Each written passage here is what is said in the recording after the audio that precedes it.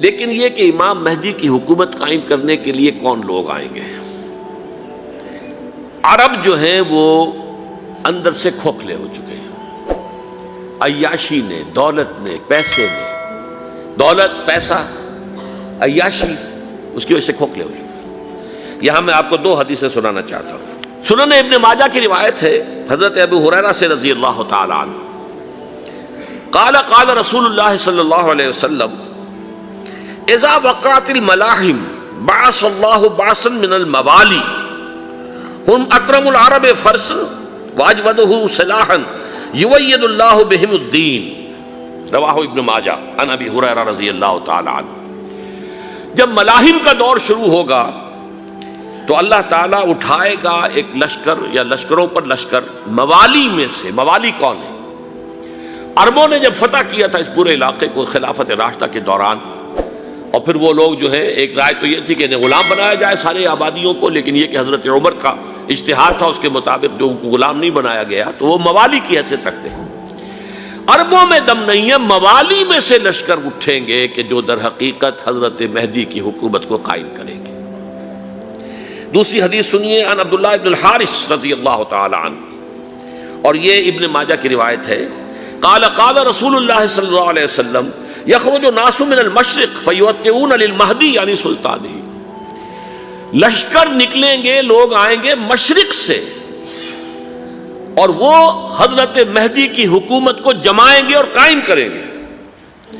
اب ذرا نوٹ کیجئے کہ جزیرہ نما عرب کے مشرق میں کون سے ملک ہیں؟ تین: ایران، افغانستان، پاکستان۔ یہ تین سالڈ مسلم ممالک، مسلم آبادی اکثریت۔ ویسے تو یہ کہ آگے ہندوستان میں 20 کروڑ مسلمان ہیں، لیکن وہ 20 کروڑ جو ہے وہ تو 80 کروڑ کے اندر تحلیل ہو جاتے ہیں غیر مسلموں میں، لیکن یہاں جو معاملہ ہے یہ غالب اکثریت کے۔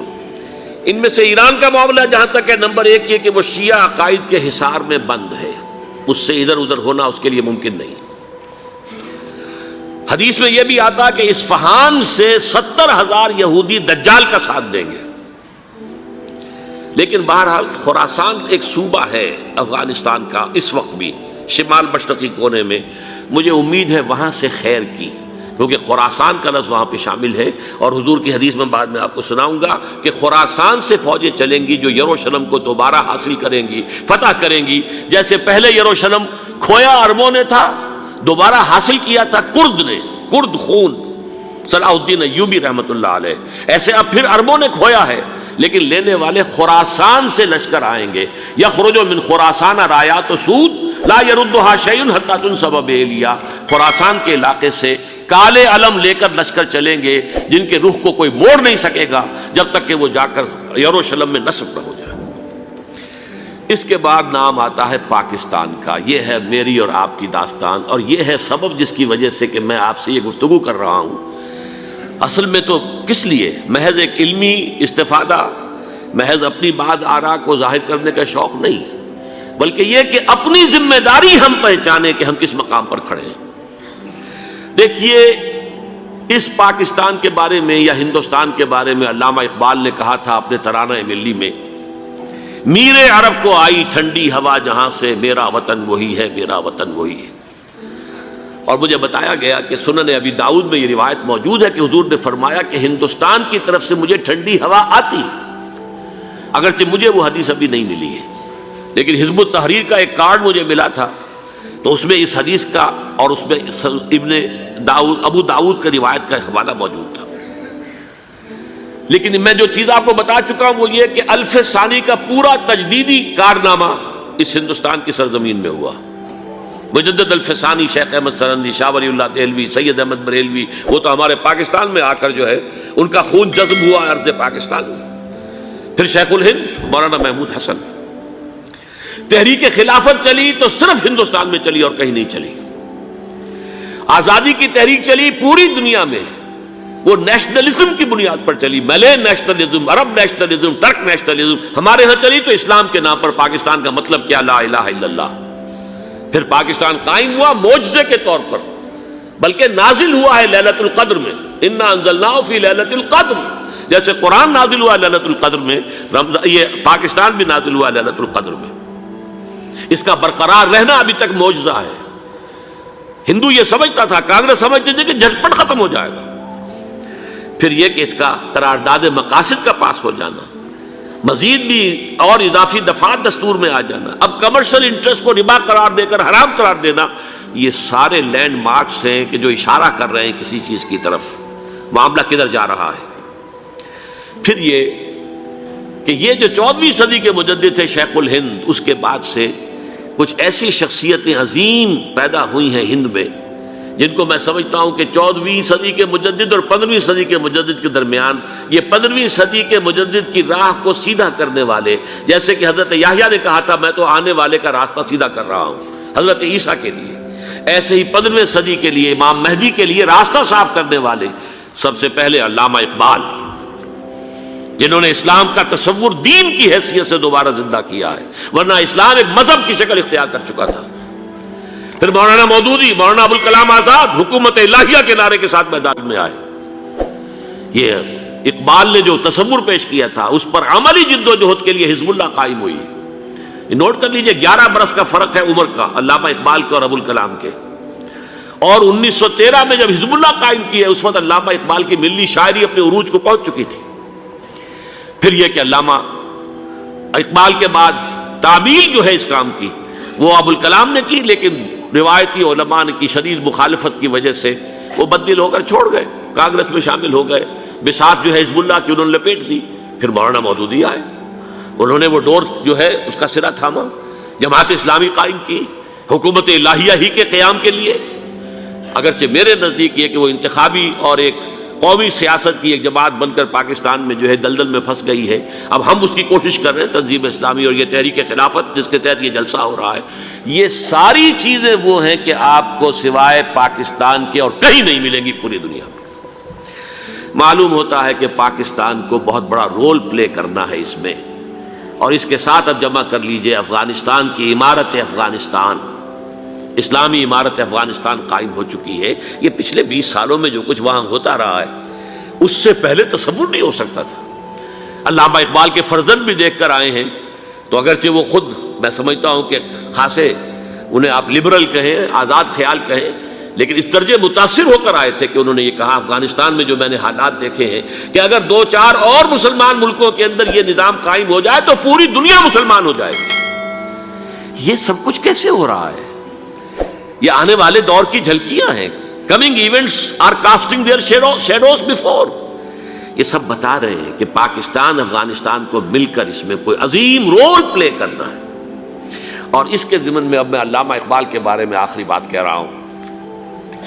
علامہ اقبال کے بارے میں عام یہ خیال ہے، انہوں نے اپنے خطبات میں مہدی کا اور نزول مسیح کا، حالانکہ میں کل پڑھ رہا تھا مولانا سید احمد اکبر آبادی رحمۃ اللہ علیہ کا ایک مقالہ ان کا کہ علامہ اقبال نے ابن خلدون کے بارے میں یہ کہا ہے کہ مہدی کا اور نزول عیسیٰ کا دونوں کا انہوں نے انکار کیا ہے، حالانکہ ابن خلدون نے نزول عیسیٰ کا انکار نہیں کیا، صرف مہدی کا انکار کیا ہے۔ بہرحال علامہ اقبال نے خطبات میں انکار کیا ہے، لیکن یہ کہ اپنی شاعری کے اندر میں چیلنج کرتا ہوں کسی بڑے سے بڑے اقبال شناس کو، ان کا یہ شعر ذرا سنیے: خضر وقت از خلوت دشت حجاز آید بروں، کارواں زی وادی دور و دراز آید بروں۔ خضر وقت، امام وقت، رہنمائے وقت، قائد وقت، خلوت دشت حجاز، حجاز کی صحرا کی کسی خلوت گزینی سے نکل کر باہر آئیں گے۔ میں حیران ہوتا ہوں علامہ کے اس فکر پر اور اس مصرے پر۔ یہاں انہوں نے شیعہ اور سنی دونوں کے کانسیپٹ جمع کر دیے۔ شیعہ کا کانسیپٹ یہ چھپے ہوئے کسی غار میں وہاں سے برآمد ہوں گے، اور ہمارا کانسیپٹ میں ام سلمہ رضی اللہ تعالیٰ عنہ کی حدیث سنا چکا، چھپے ہوئے ہوں گے وہ وہاں پر، مدینے سے نکل کر آ کر مکے میں چھپ جائیں گے۔ اس خانہ جنگی کی حالت میں لوگ ان کی طرف دیکھ رہے ہوں گے، سوچتے ہوں گے انہیں میدان میں آنا چاہیے، کوئی پارٹ پلے کرنا چاہیے، امت کی رہنمائی کرنی چاہیے، لیکن وہ چھپیں گے، وہ کارے ہوں گے، وہ اس ذمہ داری کو قبول نہیں کرنا چاہیں گے، جا کے چھپ جائیں گے مکے میں، وہاں سے مکے والے انہیں نکالیں گے، اور وہ کارے ہوں گے، انہیں بالکل یہ پسند نہیں ہوگا کہ یہ ذمہ داری اٹھائیں۔ تو خضر وقت از خلوت دشت حجاز آیت بروں، کارواں زی وادی دور و دراز آیت بروں۔ کارواں جو چلے گا ان کی مدد کے لیے اس وادی دور و دراز، اس عظیم وادی دور و دراز، یہ وادی سندھ ہے۔ وادی سندھ جو ہے ہم سمجھتے ہیں کہ صرف یہ پاکستان اور پنجاب جو ہے یہ اس میں شامل ہے، سندھ اور پنجاب نہیں، افغانستان کا پورا مشرقی علاقہ اس میں شامل ہے۔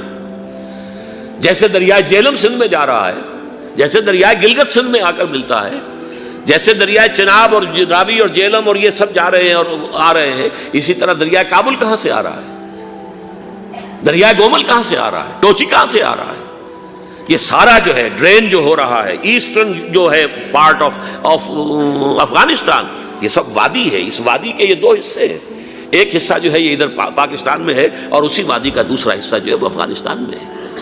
کارواں زی وادی دور و دراز آیت بروں، کارواں چلے گا یہاں سے، یخرج ناس من المشرق یؤتون للمہدی یعنی سلطان ہی، مشرق سے فوجیں چلیں گی کہ جو مہدی کی حکومت قائم کریں گی، اور یخرج من خراسان رایات و سود، اور خراسان سے سیاہ پرچم چلیں گے کہ جن کا رخ کوئی موڑ نہیں سکے گا، حتیٰ تنصب بیلیا، یہاں تک کہ وہ جا کر یروشلم کے اندر نصب ہو جائیں گے۔ حضرات، میں ایک میری گفتگو کا حصہ باقی تھا لیکن میں اسے چھوڑ رہا ہوں، اس لیے کہ گلوبلائزیشن جو اس کی ہوگی، جو خلافت علی منہاج النبوہ کی تجرید کامل حضرت مہدی کے ہاتھوں عرب میں ہوگی، اس سے پہلے اس کے لیے محنت، کوشش، جد و جہد پاکستان اور افغانستان میں ہو چکی ہوگی جو اسے سپورٹ کرے گی اور وہاں جا کر حکومت قائم کرے گی۔ اس کے بعد گلوبلائزیشن کا جو مرحلہ اس کا ہے وہ حضرت مہدی کے ہاتھوں نہیں ہے، وہ حضرت عیسیٰ ابن مریم ان کے نزول کے بعد ہے، جن کے نزول کے بعد دجال کا خاتمہ ہوگا اور یہودیوں کا استحصال ہوگا، مسلمانوں پر بھی بڑی تکالیف اربوں پر آئیں گی، شدائد آئیں گے، لیکن یہ وہ میں حصہ ملتوی رکھتا ہوں کسی دوسری محفل اور کسی دوسری مجلس اور نشست پر۔ اب میں آپ کو ذرا اس جو انسانوں میں سے انسان دشمنی کا جن کا سب سے بڑا رول ہے، میں ان کی 2000 سالہ تاریخ کا آپ کے سامنے نقشہ رکھنا چاہتا ہوں۔ ان 1400 سال کا تو میں نے صرف 4 آپ کو پوائنٹس بتائے، موسیٰ سے عیسیٰ تک 1400 برس علیہم الصلوۃ والسلام، 2 مرتبہ عروج، 2 مرتبہ زوال، اشیریوں کے ہاتھوں پٹوائی، بابلیوں کے ہاتھوں پٹانا، گریکس کے ہاتھوں مرمت، رومنز کے ہاتھوں مرمت۔ یہ جو 2000 سال ہیں، کیونکہ اب تو ظاہر بات ہے 21ویں صدی شروع ہو گئی، 20 صدیاں حضرت مسیح کو پوری ہو گئی۔ پہلی بات نوٹ کیجئے، حضرت مسیح کی پیدائش ہے سن 1 قبل مسیح۔ یہ نقطہ آپ نے کبھی سنا ہے یا نہیں؟ جب ملینیم کا سلسلہ شروع ہوا تھا پچھلے سال تو میں نے بیان کر دیا تھا کہ ایک عجیب حساب کے اندر انہوں نے غلطی کی ہوئی ہے۔ حضرت مسیح کی پیدائش ہوئی 25 دسمبر کو، سن انہوں نے شروع کر دیا، اس کے بعد جنوری آئی تو پہلا سال شروع ہو گیا۔ اگر جنوری سے پہلا سال شروع ہوا تو یہ 6 دن جو ہے تو اس کے پچھلے سال میں تھے، لہذا کہا جائے گا کہ Jesus Christ was born 1 year before Christ, BC۔ تو 1 قبل مسیح میں حضرت مسیح کی پیدائش ہوئی۔ یہ آخری اسرائیلی نبی اور رسول۔ یہودی علماء کی مخالفت، دشمنی، سولی پر چڑھوا دینا میں بیان کر چکا ہوں۔ سن 33 عیسوی میں جبکہ حضرت مسیح کی عمر 33 برس تھی، اللہ تعالیٰ نے انہیں زندہ آسمان پر اٹھا لیا، لیکن یہودیوں نے اپنے خیال کے مطابق انہیں سولی پر چڑھوا دیا، ان کی موت واقع ہو گئی۔ اگرچہ اس کے بعد یہ اختلاف ہے ان میں، یہودی کہتے ہیں وہ سولی پر چڑھ گیا، ختم ہوا، مر گیا، عیسائی کہتے ہیں نہیں، انتقال ہوا ہے مسیح کا صلیب پر، لیکن پھر وہ دوبارہ زندہ ہو گئے ہیں۔ ان کی لاش ایک غار میں رکھ دی گئی تھی، وہاں ریزریکشن ہو گیا، ان کا وہاں سے بعد الموت وہی ہو گیا، اور پھر انہیں اللہ نے زندہ آسمان پر اٹھا لیا۔ تو ہمارے اور عیسائیوں کے درمیان نوٹ کر لیجئے، یہ چیز مشترک ہے کہ حضرت مسیح آسمان پر زندہ اٹھائے گئے۔ فرق کیا ہے؟ وہ سمجھتے ہیں کہ سولی دیے گئے، سولی پر مرے، پھر زندہ ہوئے، پھر گئے۔ ہم سمجھتے ہیں کہ نہیں، وما صلبوہ وما قتلوہ، انہوں نے نہ صلیب دے سکے انہیں اور نہ انہیں قتل کر سکے، بل رفع اللہ الیہ، اللہ نے اٹھا لیا۔ پھر ہمارا اور یہ اس کا عیسائیوں کا ایک اور اتفاق ہے، سیکنڈ کمنگ آف جیسس، حضرت مسیح دوبارہ آئیں گے، یہ عیسائیوں کا بھی عقیدہ ہے اور ہمارا بھی۔ بہرحال تو جیسا کہ میں نے عرض کیا کہ اس وقت یہ عذاب استیصال، عذاب اکبر کے مستحق ہو چکے تھے، لیکن اللہ نے ان کی مدت دراز کی ہے، لیکن ان پر دنیاوی عذاب کا ایک کوڑا جو ہے اللہ تعالیٰ کی طرف سے اسی وقت برسا۔ دنیاوی عذاب دنیا میں رہتے ہوئے ختم نہیں کیا گیا۔ 37 برس بعد حضرت مسیح کے رفع سماوی کے 37 برس بعد سن 70 میں یہودیوں نے بغاوت کی رومیوں کے خلاف۔ رومی ٹائٹس جنرل تھا ایک، اس نے پھر جو حملہ کیا ہے، 1,33,000 یہودی ایک دن میں قتل کیا یروشلم میں، اور ہیکل سلیمانی گرا دیا۔ وہ ہیکل پہلے بھی گرا تھا، پہلے 1400 سال کے دوران میں بھی نبوکدنضر نے گرایا تھا، لیکن پھر اس کے 150 سال بعد انہوں نے دوبارہ بنا لیا تھا، اس لیے وہ اسے سیکنڈ ٹیمپل کہتے ہیں۔ پہلا ٹیمپل جو حضرت سلیمان نے بنایا تھا، نبوکدنضر نے گرا دیا 587 قبل مسیح میں، پھر دوبارہ انہوں نے 150 سال کے بعد بنا لیا۔ وہ اس تاریخ کا حصہ ہے، میں نے جس کے بارے میں آپ کو تفصیل نہیں بتائی۔ اس میں یہ ہوا سن 70 میں وہ گرا دیا گیا، وہ آج تک گرا پڑا ہوا ہے۔ نمبر 2، یہ کہہ دیا گیا کہ یہودیوں اس ارض فلسطین سے نکل جاؤ، تم یہاں نہیں رہ سکتے اب۔ لہذا جس کا جہاں سینگ سمایا چلا گیا، یورپ میں چلے گئے، ایشیا میں آ گئے، عرب میں آ گئے، یہ 3 قبیلے جو رات بھی میں نے عرض کیا تھا، بنو قینقاع، بنو نذیر اور بنو قریظہ، یہ وہاں سے آ کے مدینے میں آباد ہو گئے۔ جس کا جہاں سینگ سمایا، افریقہ میں، ہندوستان میں، جہاں چلے گئے۔ ڈایاسپورا اسے کہتے ہیں، وہ آپ نوٹ کر لیجیے اس لفظ کو، ڈایاسپورا، ہمارا دور انتشار، جبکہ ہمیں ہماری اصل سرزمین تو فلسطین ہے، حضرت ابراہیم کا مسکن، حضرت اسحاق، حضرت یعقوب کا مسکن فلسطین، یہ ہے ہماری اصل جاگیر، یہ تو ہماری جدی پشتی جاگیر ہے، لیکن یہاں سے نکال دیے گئے سن 70 عیسوی میں، اور وہاں سے لے کے 1917 تک ان کا ڈایاسپورا جاری رہا۔ یہ دور انتشار ہے۔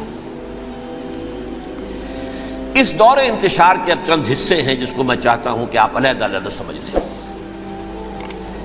دور انتشار کا جو پہلا جو ہے تقریباً 300 برس رومی حکمران تھے، وہ یہودیوں کے بھی دشمن تھے اور عیسائیوں کے بھی دشمن تھے۔ عیسائی اور یہودی ایک دوسرے کے بھی دشمن تھے، لیکن رومی سمجھتے تھے کہ یہ ایک ہی تھیلی کے چٹے بٹے ہیں۔ رومیوں کے نزدیک عیسائی بھی یہودیوں ہی کا ایک فرقہ تھے، کوئی علیحدہ مذہب تو تھا ہی نہیں۔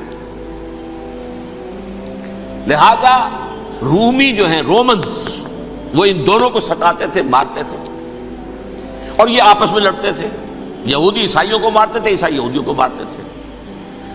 یہ ہے 300 برس تک کی تاریخ۔ سن 300 عیسوی میں کیا ہوا؟ ایک معجزہ ہو گیا۔ بہت عظیم ایمپرر کانسٹنٹائن، قسطنطین اعظم، رومن ایمپررز میں سے بہت بڑا ایمپرر، وہ عیسائی ہو گئے۔ اب تو معاملہ بالکل تلپٹ ہو گیا، پوری سلطنت عیسائی ہو گئی۔ اب عیسائیوں کے عیش ہو گئے اور یہودیوں پہ مار پڑنی شروع ہوئی۔ اب عیسائیوں کا آپ خود سوچئے کہ جنہیں وہ خدا بنا بیٹھے ہیں، خدا کا بیٹا قرار دے رہے ہیں، ان کے قاتل کون؟ یہودی بدماش۔ لہذا ان کی وہ پٹائی شروع ہوئی ہے یورپ میں، پوری رومن امپائر میں، انہیں ذلیل کیا گیا، شہروں میں آمد بند، علیحدہ رہو، گھیٹوز کے اندر رہو۔ یہودی کا نام جو ہے وہ گالی بن گیا، جیسے آج بھی یہودی گالی کہتے ہیں، جیسے خنزیر کا لفظ، آخر وہ بھی اللہ کی مخلوق ہے، لیکن آپ کو معلوم ہے کوئی شخص زبان پہ نام نہیں لانا چاہتا خنزیر کا، سور کا، ہے تو مخلوق، وہ بھی ایک حیوان ہے۔ ایسے ہی یہ ہے یہودی، یہودی گالی، جیوٹ گالی۔ لہذا ایک طرف تو ان دونوں کے درمیان دشمنی، جس کو قرآن کہتا ہے وَأَغْرَيْنَا بَيْنَهُمُ الْعَدَاوَةَ وَالْبَغْضَاءَ، ہم نے ان کے مابین دشمنی جو ہے پیدا کر دی ہے۔ اور جب یہ پوری سلطنت عیسائی ہو گئی تو قافیہ تنگ ہو گیا یہودیوں کا، اب آئیے 571 عیسوی، یعنی جبکہ ڈائسپورا کو کتنا عرصہ ہو چکا تھا؟ 500 برس۔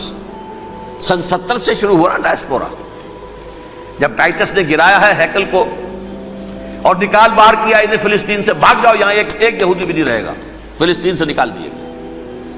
اس کے پورے 500 برس بعد سن 571 عیسوی میں حضور کی پیدائش ہوئی، ولادت باسعادت محمد الرسول اللہ صلی اللہ علیہ وسلم۔ 610 میں آپ پر وحی کا آغاز ہوا، لیکن حضور کے ساتھ ان کا معاملہ کیا رہا؟ اول تو جبکہ حضور ابھی مکے ہی میں تھے، یہودیوں نے ریشہ دوانیاں شروع کر دی حضور کے خلاف۔ قریش مکہ کو سکھاتے تھے، پڑھاتے تھے، ان سے یہ پوچھو، ان سے یہ پوچھو، یہ اس طرح تنگ کرو، ان سے یہ امتحان لو، یہ آپ کے علم میں ہے۔ سورہ بنی اسرائیل میں، سورہ کہف میں وہ سوالات، جو امتحانی سوالات آئے تھے، ذوالقرنین کون تھا، اصحاب کہف کون تھے، تم رسول بنے پھرتے ہو تو بتاؤ، اور یہ روح کی حقیقت کیا بتاؤ، یہ ساری ریشہ دوانیاں کر رہے تھے بیٹھے ہوئے ابھی وہیں پر، حضور ابھی پہنچے بھی نہیں۔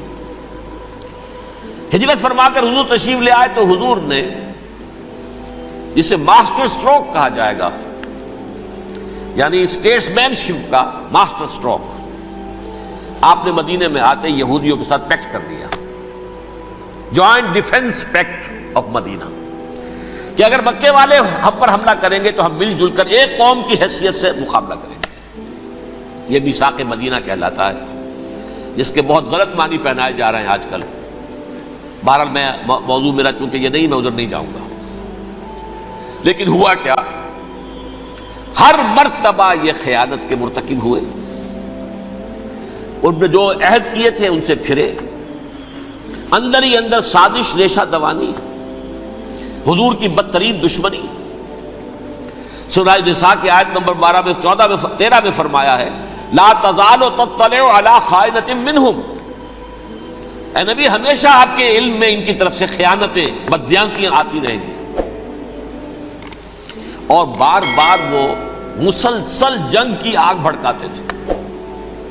قریش کو دعوت دیتے، آؤ آؤ آؤ، ہم اندر سے بغاوت کر دیں گے، تم آؤ تو صحیح، ختم کریں محمد کو اور اہل ایمان کو صلی اللہ علیہ وسلم ورضی اللہ تعالی عنہم اجمعین۔ لیکن پھر جب وہ آتے تھے تو یہ دبک جاتے تھے، ان میں ہمت نہیں تھی، میدان کے مرد نہیں رہے تھے۔ یہ سورہ حشر میں ان کا نقشہ کھینچا گیا ہے، کھلے میدان میں مقابلے کی اس کے اندر صلاحیت ہی نہیں ہے۔ یہ تو فصیلوں کے پیچھے سے، جیسے عورتیں کہیں دیہات میں لڑائی ہوتی ہے تو مرد جو ہے گلیوں میں لڑتے ہیں، عورتیں اوپر سے پتھر پھینکتی ہیں، بس وہ کام یہ کر سکتے تھے، من ورائے جدر، فصیلوں کے پیچھے سے، جنگ میں میدان میں نہیں آ سکتے۔ بہرحال قرآن مجید میں ہے یہ، سورہ مائدہ کی آیت نمبر 64، کلما اوقدوا نارا للحرب اطفاها اللہ، اکثر و بیشتر مواقع پر تو یہ جب آگ بھڑکاتے تھے جنگ کی، اللہ اسے بجھا دیتا تھا۔ لیکن بہرحال اس کے باوجود جنگیں ہوئی، غزوہ بدر، غزوہ احد ہوئی کہ نہیں، یہ ساری اس اصل شرارت ہوئی، اور اس کے نتیجے میں حضور نے پھر ایک ایک کر کے 3 قبیلوں کو سزا دی۔ غزوہ بدر کے فوراً بعد بنو قینقاع نکالے گئے مدینے سے، غزوہ احد کے فوراً بعد بنو نذیر نکالے گئے، اور غزوہ احزاب کے بعد بنو قریظہ نکال دیے گئے۔ یہ تو میں نے آپ کے سامنے رکھ دیا صرف حضور کے زمانے میں ان کا کیا رویہ رہا، دشمن۔ رات بھی ہم نے وہ آیت پڑھی تھی، لَتَجِدَنَّ أَشَدَّ النَّاسِ عَدَاوَةً لِلَّذِينَ آمَنُوا الْيَهُودُ وَالَّذِينَ أَشْرَكُوا، اہل ایمان کی دشمنی میں شدید ترین تم پاؤ گے یہودیوں کو اور مشرکین بھی بعد میں ہے، پہلے یہودی۔ حضور کے بعد کیا ہوا اب یہ نوٹ کیجئے، یہ ان کی تاریخ کا دوسرا دور۔ حضرت عمر رضی اللہ تعالیٰ عنہ قائد خلافت ہے، بیت المقدس کا محاصرہ کیا گیا، فصیل بڑی اونچی، شہر اندر سے سیلف سفیشنٹ، حملے کا راستہ کوئی نہیں، محاصرہ طول کھینچ رہا ہے، لیکن ان کے پاس رسد بھی موجود ہے، پانی بھی موجود ہے، وہ دروازے بند کر کے بیٹھے ہوئے ہیں۔ بالآخر اللہ تعالیٰ کی مشیت کا ظہور کیسے ہوا؟ ان کے کچھ علماء آئے فصیل پر، کہا دیکھو مسلمانوں، تم قیامت تک بھی یہاں پڑے رہو گے محاصرہ کر کے، ہمارا یہ شہر فتح نہیں ہوگا۔ ہاں ایک درویش بادشاہ کے ہاتھوں یہ شہر فتح ہونا ہے، لیکن تمہارے اندر ہمیں وہ نظر نہیں آ رہا۔ ابو عبیدہ بن الجراح رضی اللہ تعالی عنہ امین هذه الامہ، ان کا فوراً ذہن گیا وہ درویش بادشاہ مدینے میں بیٹھا ہوا ہے عمر رضی اللہ تعالی۔ اب ایک اور عمر بھی ہے جو قندھار میں بیٹھا ہے، نقشہ وہی ہے، سادگی کی حد تک نقشہ وہی ہے، بالکل وہی، اپنی آنکھوں سے دیکھا ہے وہی سادگی۔ عمر اول عمر ثانی تھے عمر بن عبد العزیز۔ اب ایک اللہ کے فضل سے اللہ تعالیٰ ایدہ اللہ بنصرتہ، اللہ تعالیٰ ان کی نصرت فرمائے، دشمنوں کو ان کے مقابلے میں نیست و نابود کرے۔ انہوں نے ریکویسٹ بھیج دی کہ حضور تشریف لائیے، یہ شہر فتح ہو جائے گا۔ وہ ہے سفر تاریخی، اتنا طویل سفر، تقریباً 700 میل، ایک اونٹ، ایک خادم، ایک منزل میں امیر المومنین اوپر بیٹھے، خادم آگے چل رہا ہے، اگلی منزل پہ خادم اوپر بیٹھا ہے، امیر المومنین آگے جا رہے ہیں۔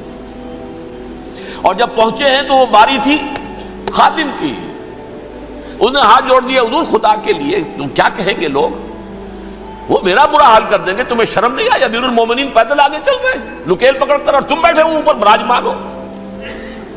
حضرت عمر فرمایا الدور دورک، نہیں باری تمہاری ہے، بیٹھ۔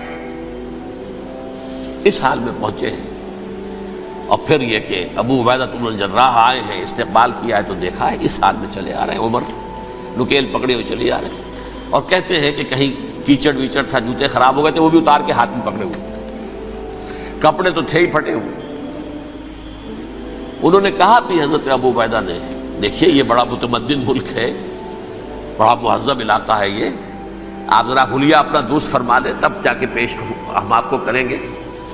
آپ نے فرمایا نحن قوم اعزنا اللہ بالاسلام، ہم وہ قوم ہیں جنہیں اللہ نے عزت دی ہے اسلام کے ذریعے سے، کپڑوں کے ذریعے سے نہیں، دولت کے ذریعے سے نہیں۔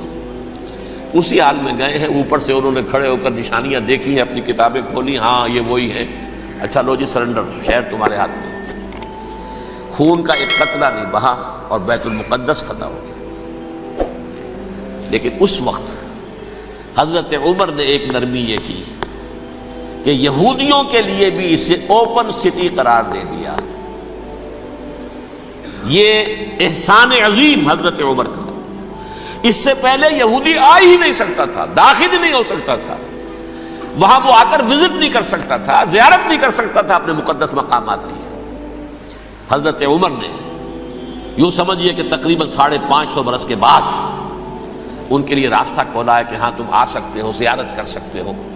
لیکن یہ عیسائیوں نے لکھوایا معاہدے کے اندر، انہیں یہاں آپ آباد ہونے کی اجازت نہیں دیں گے، لیکن کم وزٹ دی پلیسز، دیکھیں زیارتیں کریں اور جائیں۔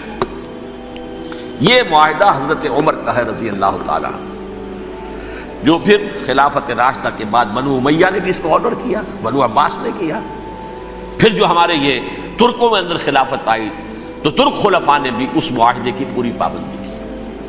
فلسطین میں آ سکتے ہیں یہودی صرف زائرین کی حیثیت سے، وہاں آباد نہیں ہو سکتے۔ اب آئیے اگلا دور آیا حضرت عثمان کا دور خلافت۔ یہ ہے وہ وقت کہ اب یہود نے امت مسلمہ کی پیٹھ میں چھرا گھونپا۔ وہ کیسے؟ ایک یہودی عبداللہ ابن سبا اسلام کا لبادہ اوڑھ کر آ گیا، معاشرے کا جائزہ لے لیا، ان میں بنو ہاشم اور بنو امیہ میں جو پرانی کشاکش تھی اس کے کچھ نہ کچھ جراثیم باقی ہیں، اگر ان کو ذرا بھڑکا دے تو مسلمانوں میں انتشار پیدا ہو جائے۔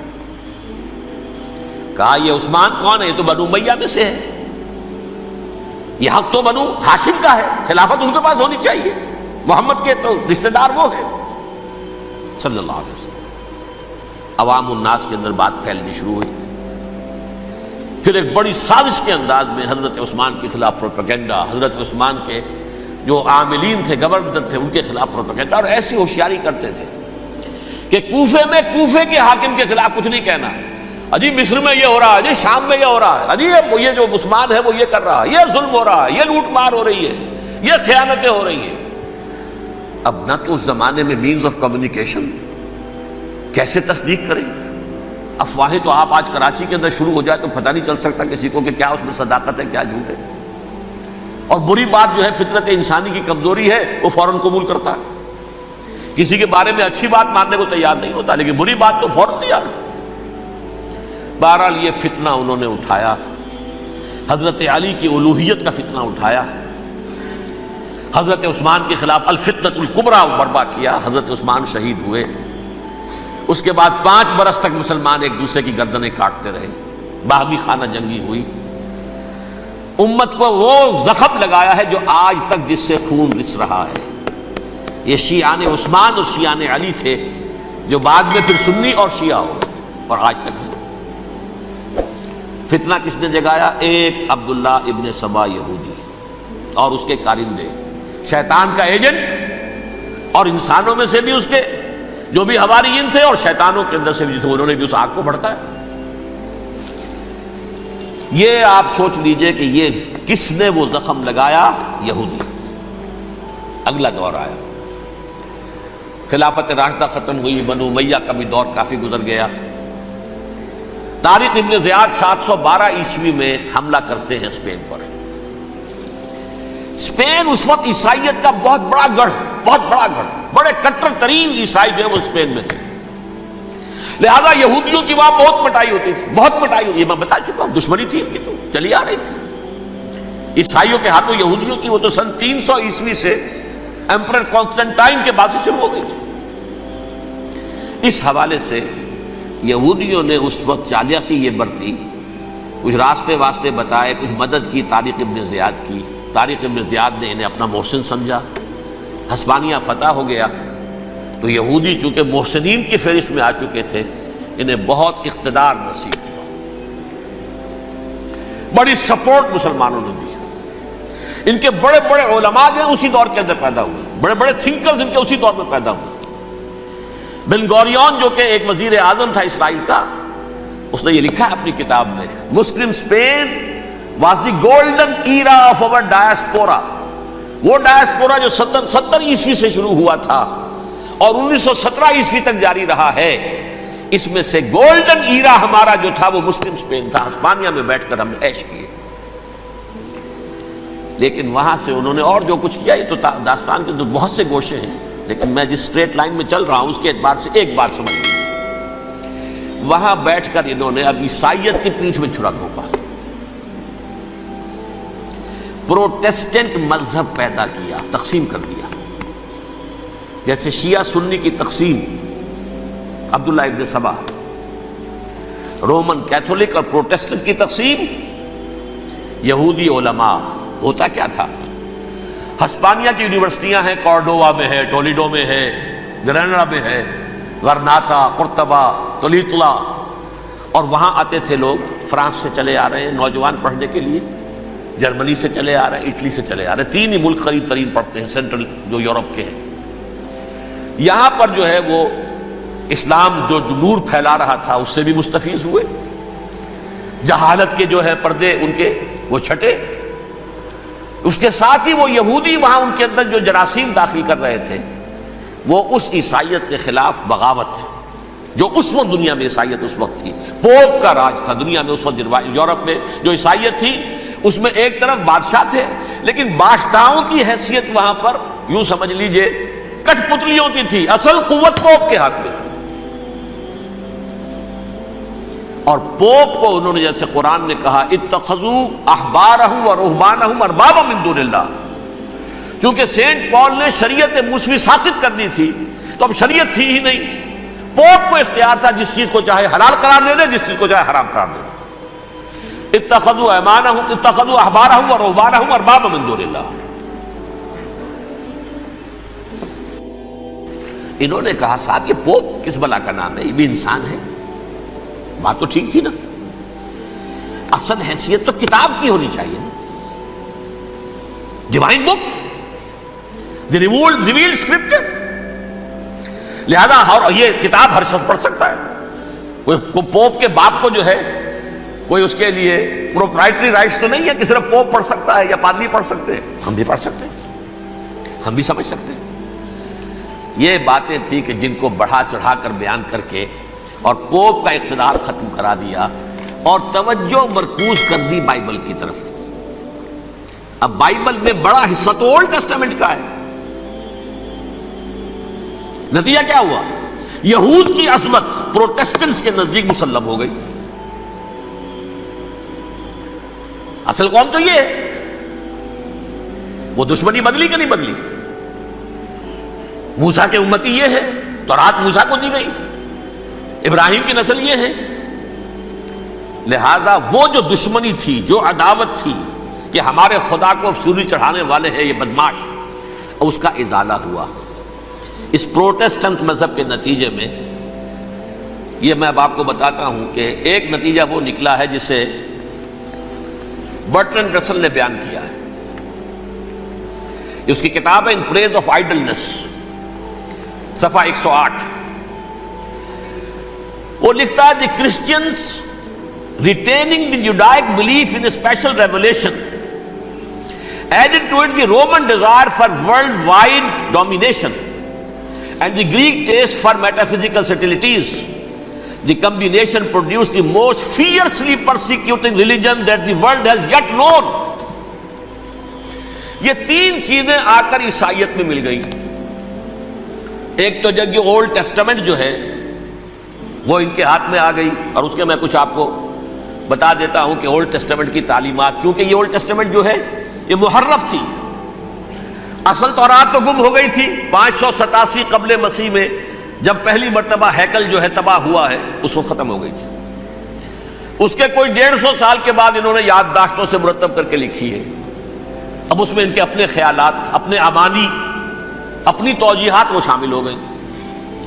لہذا میں آپ کو حوالے دیتا ہوں، اس کتاب کے اندر مظالم کی جو تعلیم دی گئی ہے، اہل کتاب نے اپنے مظالم قتل عام کے جواز کے لیے تورات میں تبدیلیاں کی اور پیغمبروں پر دہشت ناکی اور بدترین حرام کاری کے الزامات لگائے۔ سنیے، پہلا حوالہ ہے یہ گنتی باب 31 آیات 17-18۔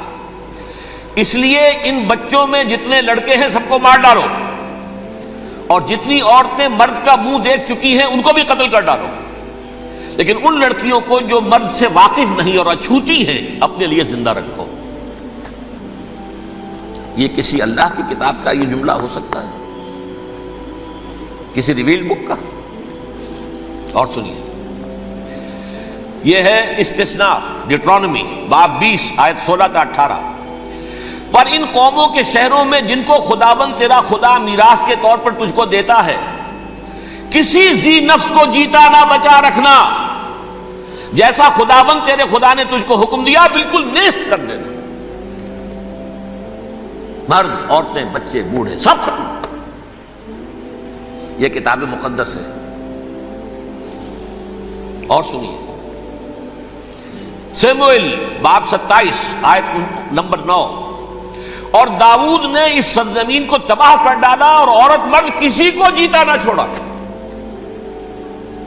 نمبر 4، ان سب آباد شہروں کو ماں، عورتوں اور بچوں کے بالکل نابود کر ڈالا۔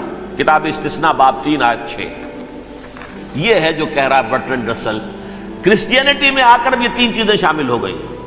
ایک تو یہ باربیرین یہ تعلیم جو ہے، اور یہ مذہب کے نام پہ تعلیم، یہ کتاب مقدس کی تعلیم۔ نمبر 2، رومنز کے اندر جو ایک تمنا تھی ورلڈ ڈومینیشن کی، وہ عیسائیت کے اندر آ گئی، اس لیے کہ پوری رومن امپائر جو ہے عیسائی ہو گئی، تو اسے وراثت کے اندر ورلڈ ڈومینیشن کی جو ایک تمنا تھی وہ مل گئی۔ اور پھر یہ کہ انہوں نے جو توہمات تھے یونانیوں کے، ان کو بھی اپنے ہاں مختلف شکلوں کے اندر جمع کر لیا۔ ان تین چیزوں کا the combination produced the most fiercely persecuting religion that the world has yet known. اس کے نتیجے میں دنیا میں تاریخ انسانیت کے اندر جو بدترین خوخار ترین مذہب ہو سکتا ہے، وہ شکل عیسائیت نے اختیار کی۔ اور اس کا مظہر عتم کیا تھا؟ نوٹ کیجئے، صلیبی جنگیں۔ ایک بات ٹائم ٹیبل کے اعتبار سے نوٹ کر لیجئے گا، فرسٹ ملینیم ختم ہوا، سیکنڈ شروع ہوا۔ ان کے 1000 سال ختم ہوئے تو 11ویں صدی میں سیکنڈ ملینیم شروع ہوا، تو پہلی صلیبی جنگیں ہوئی۔ لاکھوں مسلمان قتل کیے گئے. صرف یروشلم کے اندر اتنا خون بہایا ہے کہ خود ان کے ہسٹورینز لکھتے ہیں کہ جب ان صلیبیوں نے جب گھوڑوں کے ساتھ وہ چل رہے تھے گلیوں میں تو ان کے گھوڑوں کے گھٹنوں تک خون کی ندی بہ رہی تھی. جہاں سے گزرے ختم کرتے چلے گئے, آبادیاں کی آبادیاں ختم کر دی. اگرچہ اس کروسیڈ میں گیہوں کے ساتھ گھن بھی پسا, یہودی بھی بہت مارے گئے. یہ فرانس سے, جرمنی سے جب یہ کروسیڈرز آ رہے تھے 3000 میل کا سفر طے کر کے آئے تھے. سوچئے تو صحیح, اربن ثانی پوپ جو تھا آگ لگا دی تھی اس نے پورے یورپ کے اندر. شرم سے ڈوب مرو, تمہارے مقدس علاقے مسلمانوں کے ہاتھ میں. انفیڈلز, یہ کافر, یہ مرتد, یہ ملحد. مسیح جہاں پیدا ہوا, مسیح کو جہاں سولی دی گئی, وہ کہاں ہے؟ ان کے ہاتھ میں. وہ آگ لگائی ہے, 3000 میل کا فاصلہ طے کر کے یہ قومیں آئی ہیں وہاں, اور جو تباہی مچائی ہے. تاریخ انسانی میں ایسی بربریت کی کوئی مثال. اور یہ ان کے اپنے ہسٹورینز لکھتے ہیں شرم کے بارے میں. ایسے محسوس ہوتا ہے جیسے ان کی گردنیں جھکی جا رہی ہیں. لکھتے ہیں اگرچہ بھٹکے ہوئے ہیں لیکن کبھی بھولی ہوئی منزل بھی یاد آتی ہے راہی کو, اور بھٹکے ہوئے آہو کو پھر سوئے حرم لے چل. اس کی ضرورت ہے مسلمان کو پھر اس کا مقصد یاد دلایا جائے. پاکستان اس لیے نہیں بنایا گیا تھا کہ ہمارے ہاں ٹاٹے اور برلے نہیں تھے تو ہمارے پاس اس کے بھی باپ وجود میں آ جائیں, اس لیے تو نہیں بنایا گیا تھا. پاکستان اس لیے نہیں بنایا گیا تھا کہ جاگیرداروں کی جاگیرداریاں محفوظ ہو جائیں. پاکستان اس لیے تو نہیں بنایا گیا تھا. اور یہ کہ نمازیں اور مسجدیں تعمیر ہو جائیں, مسجدیں تو امریکہ میں تعمیر ہو رہی ہیں عالی شان سے عالی شان, اس لیے پاکستان نہیں بنا تھا.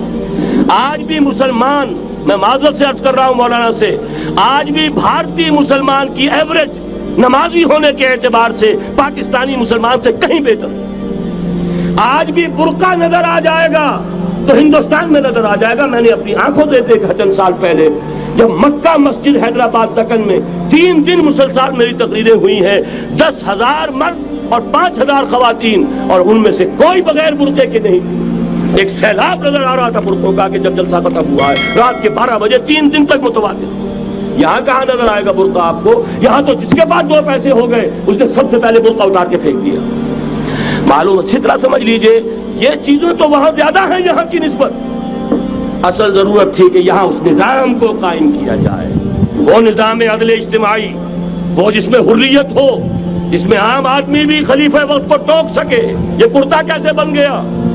ایک خاتون بھی کھڑی ہو کر دامن پکڑ لے, عمر تمہیں کیا حق ہے کہ ہمارے مہر کے اوپر پابندی لگا رہے ہو, جبکہ اللہ نے نہیں لگائی. اللہ قرآن میں قنطارہ کا لفظ استعمال کر رہا ہے. ڈھیروں سونا دے دے کوئی شخص اپنی بیوی کو مہر کے اندر, طلاق دیتے وقت اس میں سے کچھ نہیں لے سکتا. آپ کون ہوتے ہمارے حق کے اوپر پابندی لگانے والے؟ اور عمر نے کہا, آج ایک بڑھیا نے وہ اب عمر کو دین سکھایا, آرڈیننس واپس. حضرت سعد ابن ابی وقاص رضی اللہ تعالی عنہ جو فاتح ایران تھے, وہ گورنر ایسے ہی نہیں بن گئے تھے ریوڑیاں بٹی ہو اور گورنری مل گئی ہو. وہ تو خود فاتح تھے ایران کے, اس لیے گورنر تھے.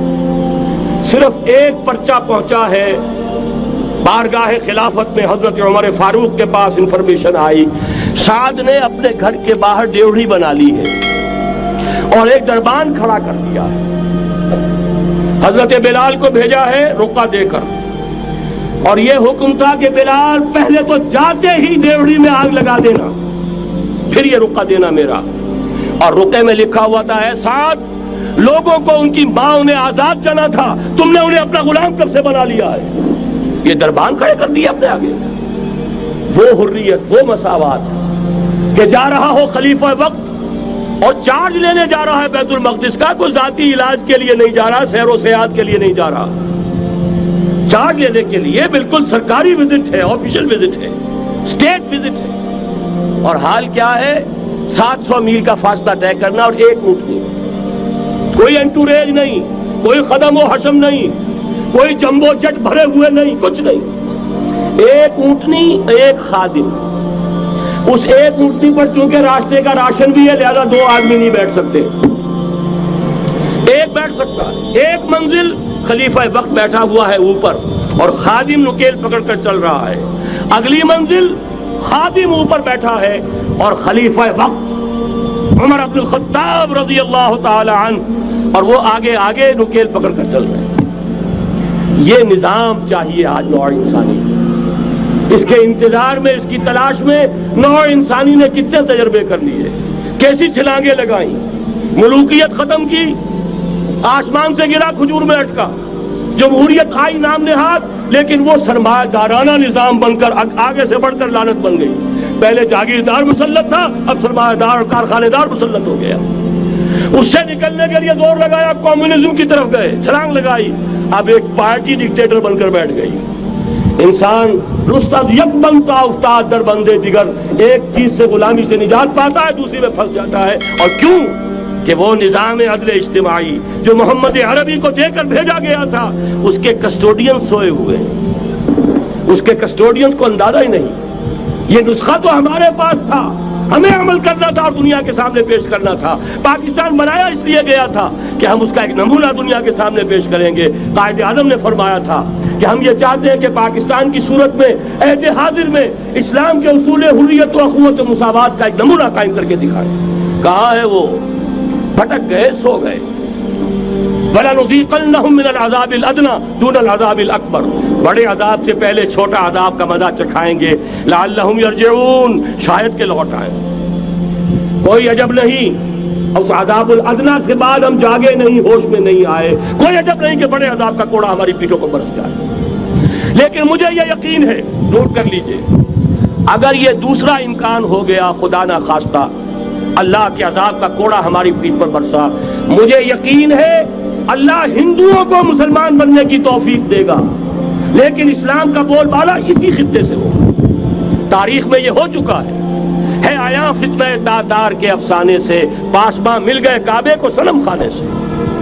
تاتاریوں کے ہاتھوں کروڑوں مسلمان قتل ہوئے، لیکن اسلام نے تاتاریوں کو فتح کر لیا، اور پھر اسلام کا مسلمانوں کا دوسرا دور عروج انہی تاتاریوں کی مختلف شاخوں کے تحت ہوا۔ وہ تاتاری ہی تو تھے، وہ سارے ہورس، ٹرکش ہورس، ترکان تیموری، ترکان سبوی، ترکان سلجوقی، ترکان عثمانی، وہی تو سٹاک تو وہی ہے آیا فتنہ تاتار کے افسانے سے، پاسباں مل گئے کعبے کو صنم خانے سے، اس لیے کہ حضور نے فرمایا مشرق سے ہوگا، جہاں سے فوجیں چلیں گی، تو کوئی عجب نہیں۔ بہرحال یہ دو امکانات ہیں، لیکن اس کا فیصلہ تیرے ہاتھوں میں ہے، دل یا بدن، سیدھی بات۔ اگر تو اب بھی ہم ٹھیک ہو جائیں، جاگ جائیں، ہوش میں آ جائیں، قوم یونس کی طرح توبہ کر لیں، تو بغیر عذاب کے کوڑے کے رحمت خداوندی ہم پر سایہ کرے گی۔ اگر ہم نہ جاگے تو وہ عذاب کا کوڑا آئے گا۔ یہ نہیں میں کہہ سکتا ان ادری قریب بعید ما توعدون، یہ میں نہیں کہہ سکتا، یقین کے ساتھ جانتا ہوں کہ آئے گا، لیکن یہ کہ اس کے بعد بھی یہی سے بول بالا ہوگا۔ اگر ہمارے ذریعے نہیں تو ان کے ذریعے سے، جو ہمیں شکست دے کر پھر اسلام قبول کر لیں گے، لیکن کیوں نہ پہلے ہی راستے پر چلنے کی کوشش کریں۔ اب نوٹ کر لیجئے، یہ کتابیں اگر آپ پڑھنا چاہیں تو کتاب الملاحم میں پڑھیے۔ بدترین عذاب عربوں پر آیا کھڑا ہے، سروں پر تنا ہوا ہے، بدترین ایسی جنگ ہونی ہے، الملحمۃ العظمیٰ، جس کو کہ میں بھی آپ کے گواہی پیش کر دوں گا، جسے کہا گیا ہے دی لاسٹ کروسیڈ۔ بش نے بھی کروسیڈ کا لفظ بول دیا تھا، پھر واپس لیا اس نے۔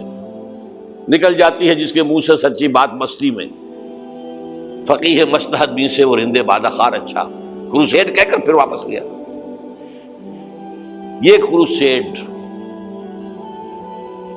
اس کے اوپر جس قدر نقصان ہونا ہے عربوں کا، گریٹر اسرائیل بنے گا، یہ عراق، شام، اردن، سعودی عرب کا کچھ شمالی علاقہ، ترکی کا جنوبی علاقہ، مصر کا صحرائے سینا، اور اس کے ساتھ ہی جو بہترین اس کا زرخیز ترین علاقہ ڈیلٹا آف نائل، یہ سب یہودیوں کے قبضے میں جائیں گے۔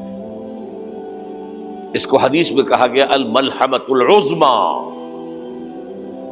عیسائی 80 علم لے کر مسلمانوں تم پر حملہ آور ہوں گے، اور ہر علم کے نیچے 12,000 فوج ہوگی، 9.5 لاکھ فوج۔ یہ نیٹو کی تیاری کس کے لیے ہو رہی ہے؟ جب USSR کا خاتمہ ہوا تو پوچھا گیا تھا نیٹو چیف سے، اب کس لیے؟ تمہارا وہ دشمن تو ختم ہو گیا، اب ہمیں اسلامک فنڈامنٹلزم سے نمٹنا ہے۔ وہ جانتے ہیں خطرہ یہی ہے، اب اسلام ابھر سکتا ہے، مسلمانوں کے سینوں کے اندر وہ آگ ہے، اوپر خاکستر آ گیا ہے، تم پہ اٹھانا بیٹھنا، یہ اندر تو انگارہ ہے، اوپر سے راکھ ہے، اس سے دھوکہ نہ کھا جانا ان کے دلوں کے اندر۔ اور بش نے کہا تھا مسلمان چاہتے ہیں کہ ہسپانیہ سے لے کر انڈونیشیا تک نظام خلافت قائم کریں، اور میں حیران ہوا تھا کہ اس کمبخت کو ہسپانیہ کا خیال کیسے آ گیا، ہمیں تو کبھی آتا ہی نہیں، اب ہم تو بھول گئے، وہ تو 500 برس پرانی بات ہے جبکہ وہاں سے ہمیں نکال دیا گیا تھا۔ اگرچہ اقبال نے کہا تھا ہے ارض فلسطین پہ یہودی کا اگر حق، ہسپانیہ پر حق نہیں کیوں اہل عرب کا؟ ہسپانیہ میں تو 800 سال حکومت کی مسلمانوں نے، اور ابھی 500 برس ہی گزرے ہیں نا، یہودی تو ارض مقدس سے 2000 سال نکالے گئے، انہیں لا کے آباد کیا گیا، عربوں کے سینے میں خنجر بھونک دیا گیا۔ وہ چھوٹا سا ملک جو چاہتا کرتا، کوئی پوچھنے والا نہیں، امریکہ جیسے اپنے بیٹے کی حفاظت کرے ویسے کرتا ہے اس کی۔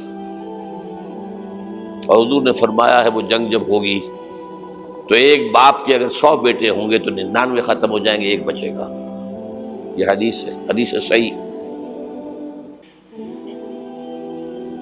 اور آپ نے فرمایا ویل للعرب من شر قد اقترب، عربوں کے لیے ہلاکت ہے، عربوں کے لیے بربادی ہے اس شر سے جو قریب آ چکی ہے۔ اور آج جس طرح انہوں نے ان کی تہذیب کو اختیار کر لیا ہے، دبئی جا کر دیکھیے، بدترین مغربی معاشرہ جو ہے وہ دبئی کے اندر ہم نے قائم کر کے دکھا دیا۔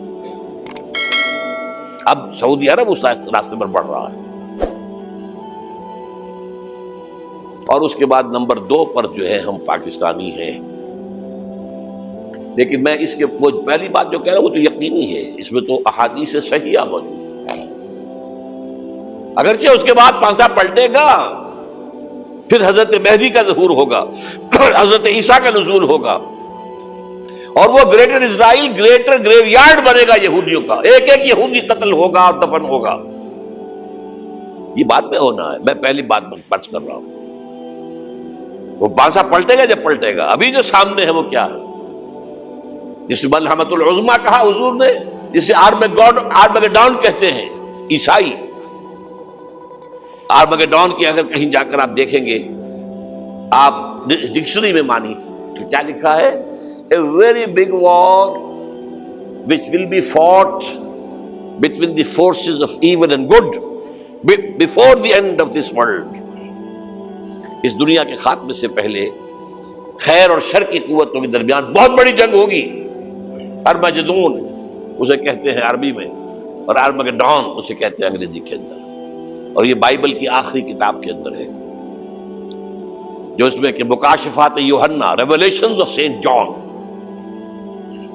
یہ تو میں کہہ رہا ہوں یقین کے ساتھ، اور زیادہ دور نہیں ہے، آیا چاہتا ہے،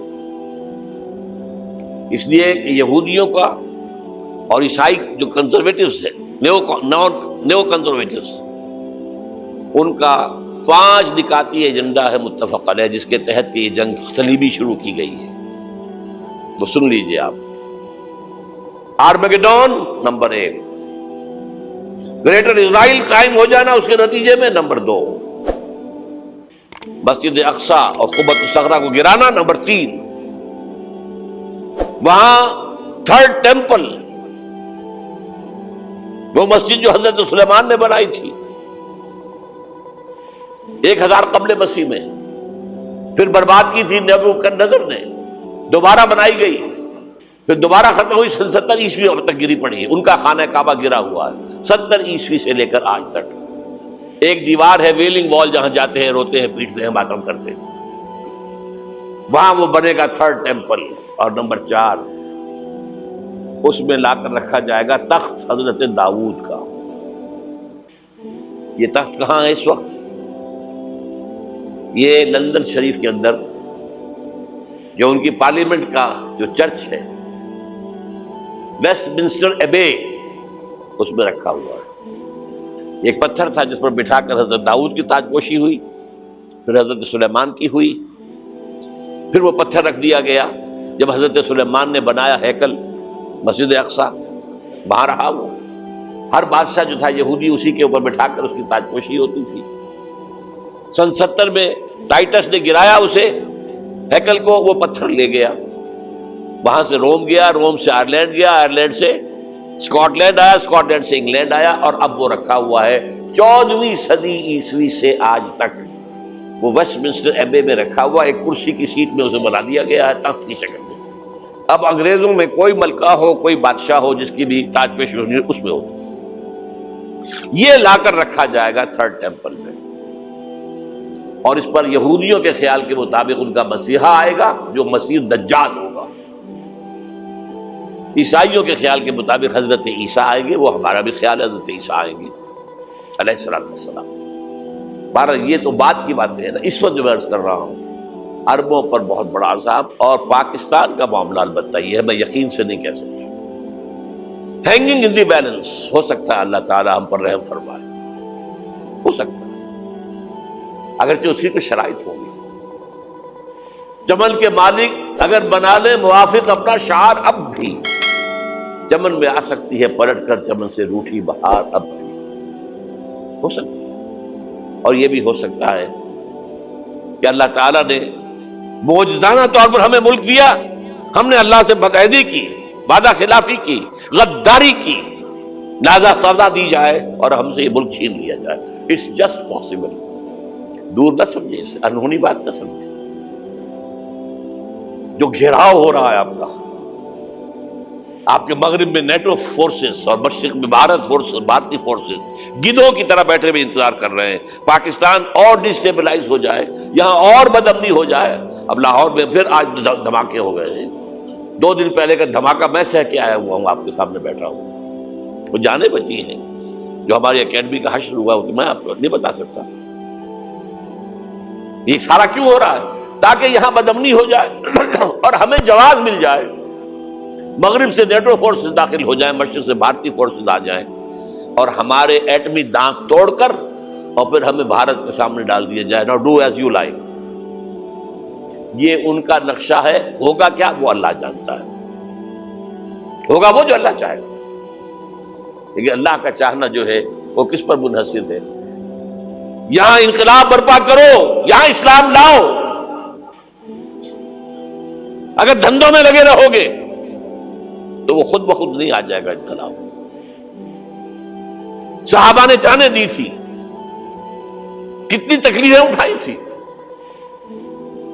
12 برس تک مکی دور کے اندر با نشہ درویشی در ساز و دمادم زن، جو پختہ شبی خدرا بر سلطنت جم سن. یوم طائف یاد ہے جو حضرت عائشہ فرماتی ہے کہ میں نے پوچھا تھا حضور سے کہ یوم احد سے زیادہ سختی بھی آپ پر کبھی آئی؟ یوم احد پر کیا ہوا تھا؟ تلوار کا وار پڑا تھا آپ کے چہرہ مبارک. یہ جو رخسار کی ہڈی ہے اس کے اندر وار گیا ہے. اوپر خود کی 2 کڑیاں تھیں، وہ اس میں گھس گئیں. 2 دندان مبارک شہید ہوئے. وہ خود کی کڑیاں ایک صحابی نے اپنے دانتوں سے پکڑ کر کھینچنے کی کوشش کی، دانت نکل گئے، وہ نہیں نکلی. کیا جتن کر کے نکالی گئی ہوگی تو خون کا فوارہ آیا، اتنا خون گیا ہے کہ آپ بے ہوش ہو گئے، گر گئے. اور مشہور یہ ہو گیا کہ آپ کا انتقال ہو گیا، شہادت ہو گئی. یہ سیرت کبھی پڑھی ہے؟ حضرت عائشہ کے ہوش کا تو یہی دور تھا نا. یوم طائف میں جو کیا تھی، بچی تھی، انہیں کیا پتا کیا ہو رہا ہے حضور کے ساتھ. 3 دن تک حضور مکے کی گلیاں اور وہاں کے اوباش لوگ پتھراؤ کر گئے تھے اس امید میں کہ شاید وہاں کا کوئی سردار ایمان لے آئے. تو یہاں تو ابو طالب بھی فوت ہو گئے. یہی دنیاوی سہارا تھا، خاندانی سہارا تھا ابو طالب کے ذریعے. اور گھر میں ایک دلجوئی کرنے والی رفیقہ حیات تھی، وہ بھی، ان کا بھی انتقال ہو گیا. آپ نے کہا یہ عام الحزن ہے، اب تو سب کو طے ہو گیا قریش کو کہ اب جیسے قتل کر دو. اسی لیے آپ گئے طائف، شاید وہاں کا کوئی بڑا سردار مانے ایمان لے آئے مجھ پر تو میں اپنا مرکز ادھر شفٹ کر دوں. تینوں سے ملے ہیں، تینوں نے وہ جواب دیے، نکل جاؤ یہاں سے. میں تمہارے ساتھ بات بھی کرنے کو تیار نہیں. اچھا تمہارے سوا کوئی نہیں ملا تھا اللہ کو نبی بنا کر بھیجنے کے لیے؟ دیکھو جاؤ، میں بات نہیں کرنا چاہتا، ہو سکتا ہے میں بے عزتی کر بیٹھوں، اور واقعی تم اللہ کے نبی ہو تو میں مارا جاؤں گا، جاؤ جاؤ جاؤ. یہ سلوک محبت کے ساتھ ہوا. اور پھر چھوکروں کو، اسٹریٹ ارچنز جنہیں آپ کہتے ہیں، اشارہ کیا تھا، خبر لو ان کی پتھراؤ ہو رہا ہے. ساتھ کوئی ہے ہی نہیں، ایک آدمی صرف، زید ابن حارثہ. اب سامنے سے پتھر آ رہے ہیں تو حضرت زید آگے آ جاتے ہیں، ڈھال بنتے ہیں، مجھے لے کے پتھر حضور کو لگے، آپ پیچھے سے آ رہے ہیں. چاروں طرف سے تو ڈھال نہیں بن سکتا. جسم لہو لہا، خون جا کر جوتیوں میں جم گیا ہے، جوتی اتر نہیں دی. پھر وہاں سے واپسی پر جو دعا مانگی ہے، اللہم الیک اشکو ضعف قوتی وقلت حیلتی وہوانی علی الناس. اے اللہ تیری جناب میں فریاد لے کر آیا ہوں اپنی قوت کی کمی کا، اپنے وسائل کی کمی کا، اور جو ذلت و خواری ہو رہی ہے لوگوں کے سامنے. الا ملتقننی، مجھے کس کے حوالے کر دیا ہے؟ الا بعیدی یتجہمنی، یہ میرے اوپر ہجوم کر کے آ جائے، حملہ کرے. اور عدو من لگتا امرے، یہ دشمن کے حوالے میرا معاملہ کیا، جو چاہے کرتے وہ. لیکن پھر عبدیت غالب آتی ہے. ان لم یکن علی غضبک فلا ابالی. اللہ اگر تو ناراض نہیں ہے تو مجھے کوئی پرواہ نہیں. سر تقسیم خم ہے جو مزاج یار میں آئے. مجھے اندیشہ یہ ہے کہ تو ناراض تو نہیں ہو گیا. یہ تکلیفیں جھیلی ہیں. سینکڑوں صحابہ نے جانوں کا نذرانہ پیش کیا ہے. احزاب کی جنگ میں فاقوں پر فاقے ہو رہے تھے، اور ان فاقوں کی حالت میں خندق کھودنے کا حکم ملا ہے. لوگوں کی کمریں دوہری ہو رہی ہیں، پتھر باندھے ہیں اپنے پیٹوں سے، اپنے چادروں کے ساتھ کس کر کمر دوہری نہ ہو جائے. اور جب صحابہ کدالیں چلا رہے ہیں تو کیا کہہ رہے ہیں؟ نحن الذین بایعوا محمدا علی الجہاد ما بقینا ابدا اللہم لا عیش الا عیش الاخرہ. صحابہ کہتے تھے ہم وہ لوگ ہیں جنہوں نے محمد سے بیعت کی ہے کہ جہاد کرتے رہیں گے جب تک جان میں جان نکل جائے تو بات اور. جان ہے، چاہے ابھی بھوک سے کمر دوہری ہوئی جا رہی، جان تو ہے. اور ایک دفعہ کہتے تھے اللہم لا عیش الا عیش الاخرہ، اللہ عیش زندگی تو آخرت کی زندگی ہے. اور حضور فرماتے تھے، حضور کے بیٹھے ہوئے نہیں تھے گاؤں تکیہ لگا کر، پتھر اٹھا اٹھا کر خندق میں سے لے جا کر باہر پھینک رہے تھے. جب صحابہ کہتے ہیں اللہم لا عیش الا عیش الاخرہ، حضور فرما رہے ہیں فاغفر الانصار والمہاجرہ، اے اللہ ان انصار اور مہاجرین کی مغفرت فرما دے. پھر حضور کی خدمت میں کچھ لوگ آئے، حضور اب یہ فاقہ ناقابل برداشت ہو گیا، دیکھیے ہم نے یہ پتھر باندھے ہوئے اپنے پیٹ کے ساتھ. حضور نے کرتا اٹھا کر دکھایا، وہاں 2 پتھر باندھے ہوئے. یہ ہے سیرت النبی. آپ کس چیز کو سیرت النبی سمجھتے ہیں؟ بہرحال اس موضوع پر میری ایک کتاب ہے منہج انقلاب نبوی، کہ انقلاب کیسے آیا تھا. اگر دل میں ذرا بھی آرزو پیدا ہو گئی ہو کہ اللہ قبول کر لے مجھے بھی،